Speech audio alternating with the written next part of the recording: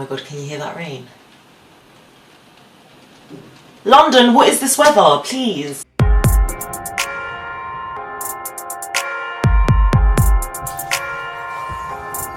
Hey guys, and welcome back to my channel. I know, it has been a while. It has been a hot second. I really needed to think about what I really wanted to talk about and post on this channel. After some time thinking, I have come up with the perfect series for you guys called The Honest Conversation.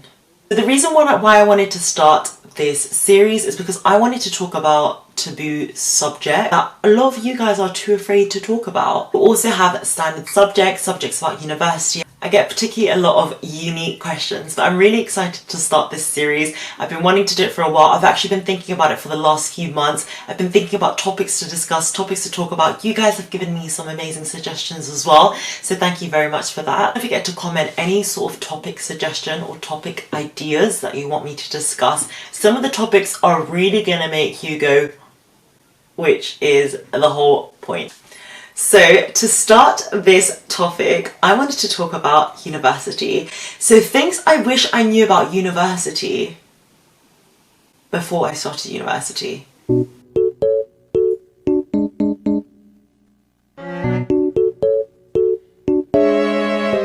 First year definitely does count. Oh my god, can you hear that rain?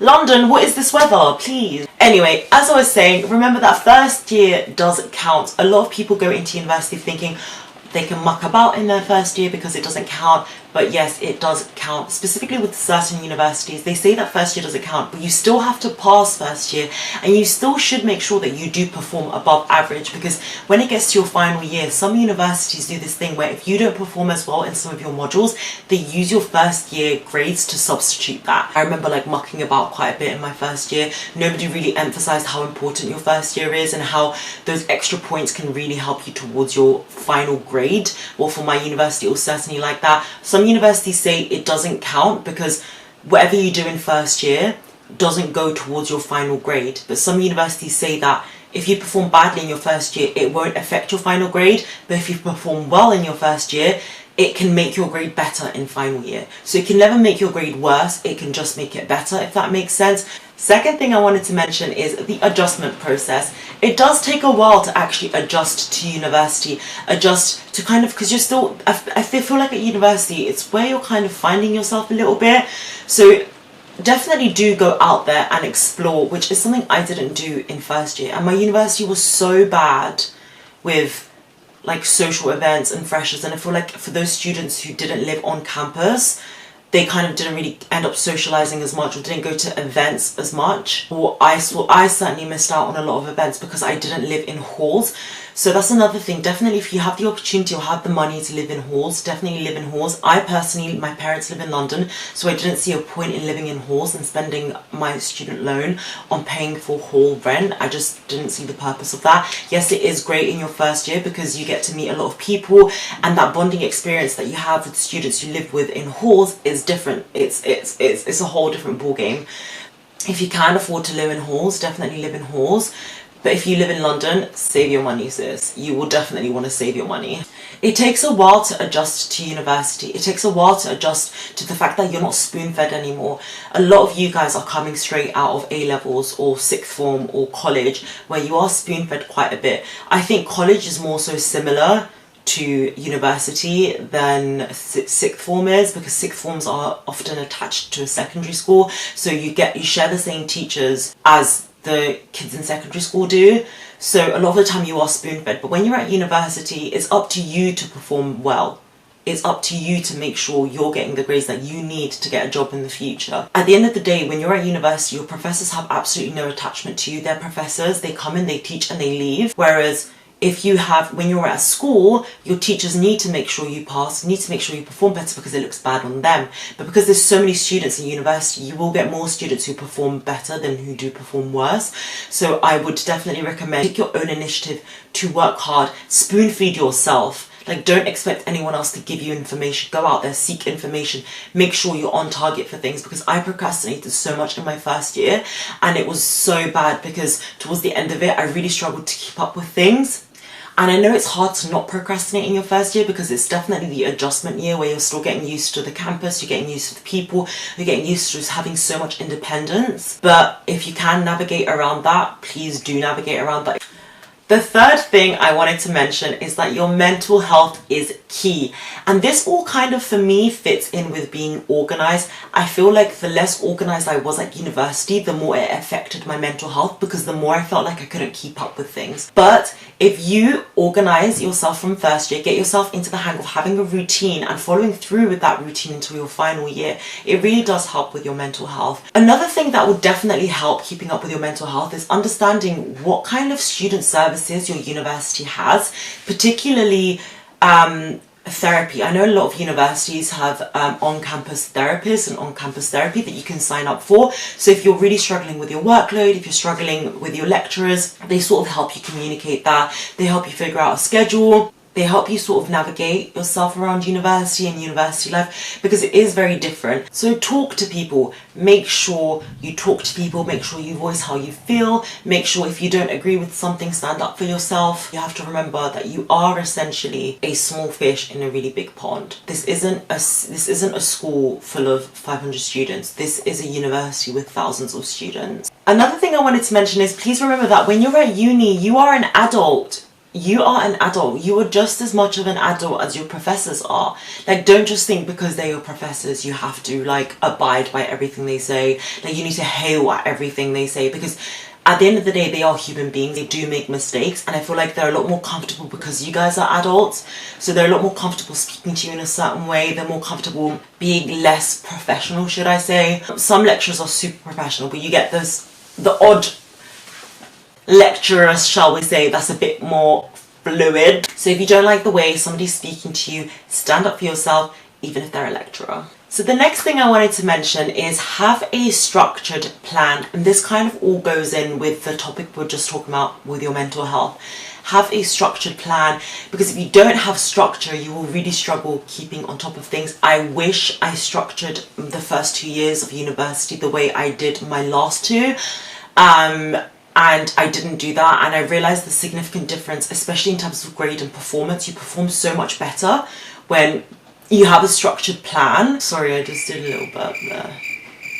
Getting a small diary or a small journal where you just write everything down. I know from like Paper Chase you can get those like mini little diary things, and I think they're really light and super easy to carry around.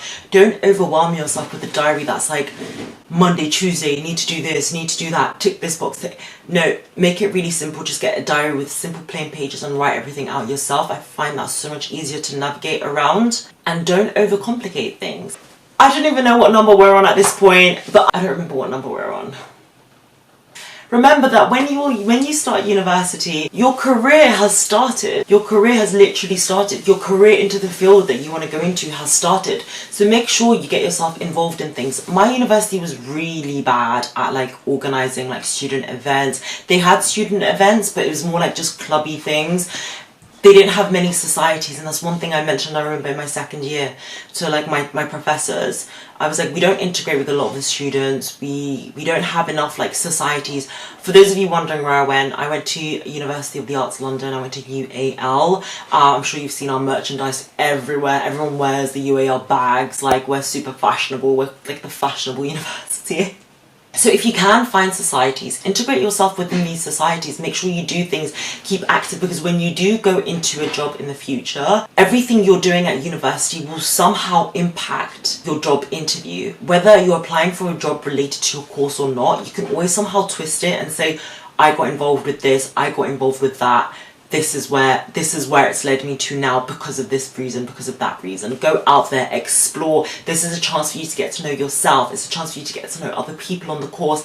And I feel like I kind of didn't really get to know many other students at university. I feel like everyone on my course were the only people that I spoke to, and it kind of was like that for the years on after. I didn't really speak to, even till now, like I think I've met like maybe 3 people who are not on my course who I spoke to, and that was it.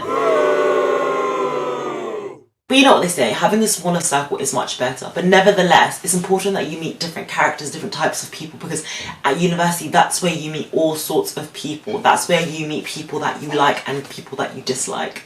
And also another thing is, just be yourself and enjoy university, because you're not going to be a student forever. Those years, those 3 years are going to go by like this. It's honestly like lightning. It will go by like that. Sooner or later, you'll be applying for jobs. Oh, and that's another thing I wanted to mention. Prepare yourself for jobs. Like in your final year, start applying for jobs, because when you leave university, so many students are in a situation where they're just floating around. They don't know what they're doing. They're limboing. They spend about a year looking for a job. Start looking for a job between your end of your second year. Spend the summer looking for jobs, I would say. And then sort of right before you need to write your dissertation, start to like slow down with the job search, because you need to focus on your theses. But I wish I did that. I wish I kind of did more in my final year that went into my career, if that makes sense. Yeah, I just feel like I definitely didn't do enough, which I should have done. And nobody tells you these things. That's the thing, like everything I'm mentioning now is things that haven't been told to me. I had to figure this out all by myself, and I understand it's all a learning process, but I wish somebody just gave me like a little handbook, or to say, oh, these are really good tips that you should follow. But no, nobody said anything to me, and I had to figure things out myself, and I struggled. But we got there!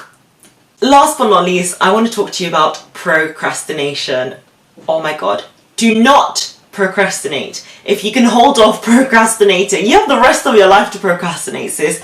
Try and avoid procrastinating. Get things done fast. If there's a topic that's been set for a specific day, get it out of the way. Get it done. And then also remember that once you've had that piece of work done, reward yourself. Reward yourself with a coffee, with a tea, with a date. Reward yourself with whatever, because I remember like the only thing that kept me going throughout university is rewarding myself with things that I loved doing as a treat for when I've performed well, or when I've done what I've needed to do for the day. Every little thing that you do, any little achievement that you have, or any kind of, especially when the workload is heavy, make sure you take breaks in between. The only breaks that I really took was when I was eating or snacking. And then I'd like watch a YouTube video while I'm doing that, and then I'd continue working, but then also have like a sort of bigger treat in the end, where like, you know, that okay, if I get this done, what's on my list today, I can reward myself with a coffee with a friend, or I can reward myself with a stroll in the park, or like bowling, or an activity, or something like that. And also guys, don't get too wrapped up with freshers. Freshers is quite a short period of time. I've seen a lot of students where their freshers went on a little bit too long, and it shouldn't have gone on that long, but it did for whatever reason. And then you realise that by the end of first year, they're so worn out and they can barely get any work done, and they're like borderline alcoholics. But remember, freshers is only like a short period of time. It's where you get to know people. It's basically for you to orientate yourself. I would definitely recommend that you really enjoy the process and just love what you're doing. And when it comes to writing your theses, treat it like your baby. Treat it like your piece of work. It's a piece of art. It's yours. It belongs to you. No one has it the same as you.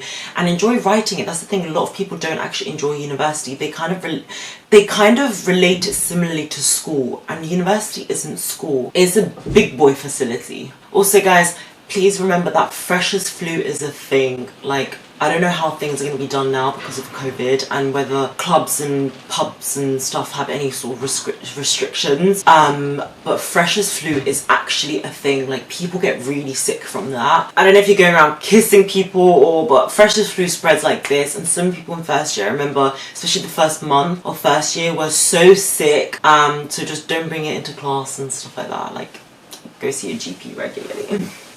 Thank you guys for watching this video. I hope you guys have enjoyed the first episode of The Honest Conversation. We will be having so many topics that I want to discuss with you.